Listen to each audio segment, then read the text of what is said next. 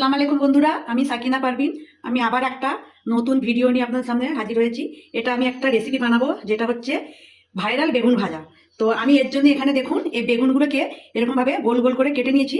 তার মধ্যে এগুলোকে আমি বেগুনের ভেতরে ভেতরের অংশগুলো আমি ছুরির সাহায্যে কেটে বের করে নিয়েছি। এরকম 4 পিস নিয়েছি। তো আমি এখানে দেখুন, এই কাটা অংশগুলো এখানে কেটে রেখেছি। তো এখানে আমি কী নিয়েছি উপকরণগুলো দেখে নিন। এই সিমলা লঙ্কা কুচি, ধনেপাতা কুচি, টমেটো কুচি, এটা কাঁচা লঙ্কা কুচি, পেঁয়াজ কুচি, গাজর কুচি, আর ধনে মানে পেঁয়াজ কলির কুচি, আর একটু বিনস কড়াই। তো এগুলোকে আমি এক এক করে এই বোলের মধ্যে নিয়ে নেবো সব। এর মধ্যে আমি এবার নুন দেব পরিমাণ মতো, হলুদ গুঁড়ো, একটু জিরে গুঁড়ো, একটু গরম মশলার গুঁড়ো, একটু কাশ্মীরি লঙ্কার গুঁড়ো, আর এর মধ্যে আমি দেব দুটো ডিম ভেঙে দেব।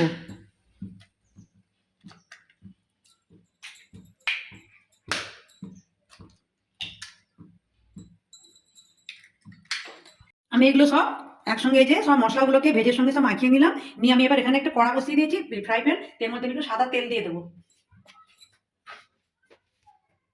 সাদা তেল দিয়ে দিয়েছি। তো তেল দিয়ে যে বেগুনগুলোকে কেটে রেখেছিলাম, এগুলো আমি এক এক করে এর মধ্যে দিয়ে দেবো। কিন্তু লক্ষ্য রাখবেন, গ্যাসের জোরটা একটু একদম লো করে দেবেন। দিয়ে এর মধ্যে এক এক করে এই যে এগুলো মাখিয়ে রেখেছিলাম ভেজগুলো, এর মধ্যে আমি পুর দিয়ে দেবো। এইভাবে দিয়ে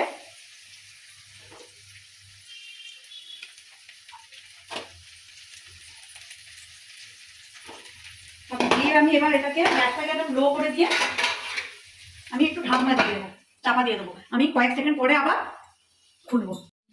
তো এবার এগুলোকে আমি এক পিঠ হালকা হয়ে গেছে, আমি এরকম আলতোভাবে এগুলোকে আবার উল্টে দেব।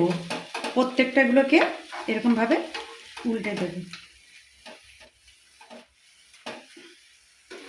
আমার মনে হচ্ছে একটু তেল কম হয়েছে, তো আমি আর একটু তেল দিয়ে দেবো এর মধ্যে।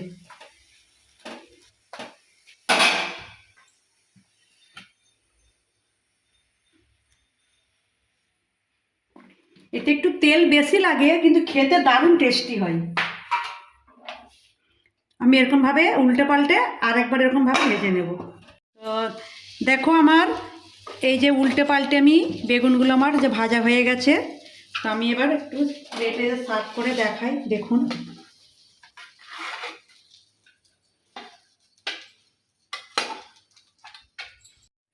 দেখো আমার কেমন বেগুন ভাজা হয়েছে।